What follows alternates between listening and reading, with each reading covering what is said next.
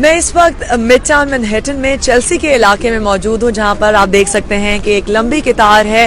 ہر عمر کے لوگ یہاں پر ووٹ کرنے کے لیے آ رہے ہیں، اور یہاں پہ جو پولنگ اسٹیشن ہے وہ ظاہر بات ہے 9 بجے تک کھلے ہیں. لوگ 9 بجے تک اپنے اس حق کا استعمال کر سکتے ہیں.